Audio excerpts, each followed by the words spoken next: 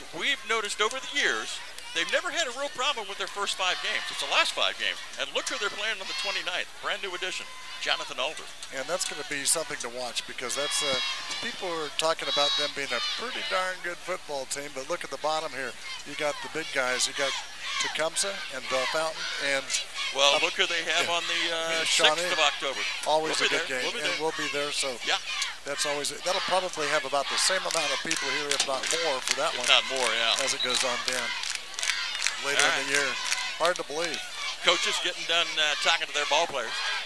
Heading back out of the field is Kenton Ridge, and coming over to the near side, split out is McKay. Guess who's in the slot? Schneider. They'd be looking at one over the middle. We'll see. Man coming in motion, that being Armstrong. He stops at the wing. Now it's going to be a pitch back.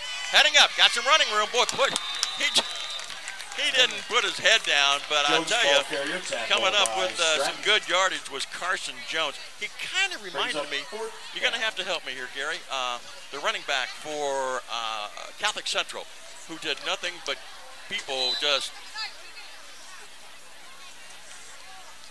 I'm trying to think who that would have been, Lee. It's when they went to the playoffs up there, he was so good of a runner. But he made the defense. Well, it was Renkowitz. Renkowitz was a big maybe that's running what I'm back. thinking of. Maybe big that's what I'm running back. thinking of. There's so many there that they got it stacked on this near side. Stacked on the far side of the field with 2 receivers each. Wide open deep. Fake. There's a high line pass. Run under it. And he did. Divert touchdown. Is he in? Touchdown.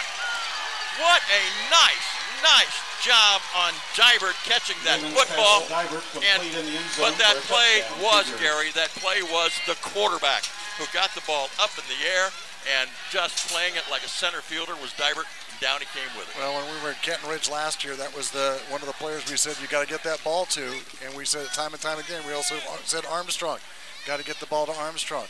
Drew Weichel, same thing with the Weichel family.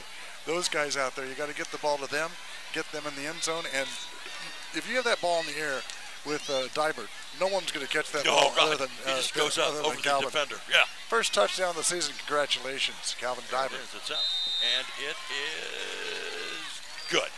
The one thing we talked about before the ball game is they're going to have to come up with a better mix. I think they found that passing mix, which is going to open up that running game with a lot of defenses, a lot of teams that see what they're doing passing the football. That's going to open things up on the ground again for them, too. And they're not doing bad on the ground right now. With 6:42 remaining here in this first half, Conover Field at Northeastern. And one thing Northeastern is going to have to do is put this drive together. Gary and I have talked about it. Kind of the West Coast offense, dink and dink and dink.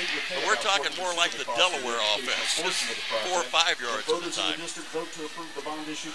And now, Lee, you know, when you have the score is 21-0, things change. And that game plan of trying to have your running backs that we talked about for Northeastern, Green, Taylor, Brown, those guys, you're taking them out of the game.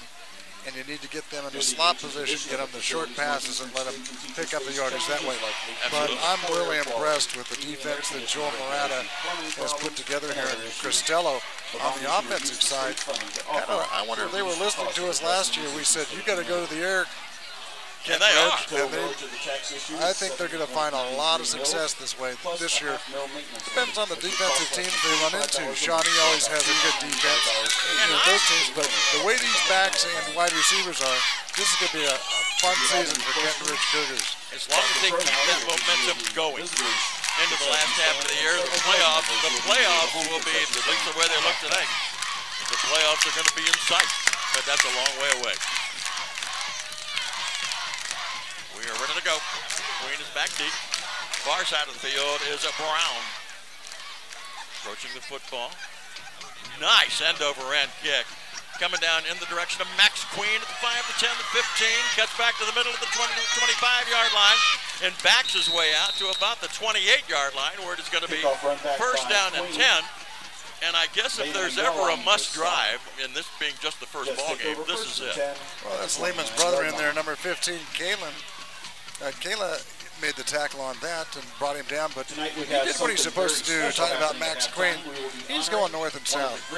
I think he missed the slot. The opening to the right was open, but you got to go north and south, especially when you're down 21-0. At this time, and that's not bad. 30-yard line way. No, that's good. That's just great field. This is their fifth possession though, with nothing to show for it yet. And still, correct me if I'm wrong. Their only first downs are by penalty. Two first downs. The whole first half. 2 first downs in the whole first half. All right, let's see if they can pick it up now. Quarterback Mac Davis caught on the signals. Going to hand it off to Queen. Queen's going to hand it off in the reverse in the backfield. Stratton. And finding some running room. Look out! This goes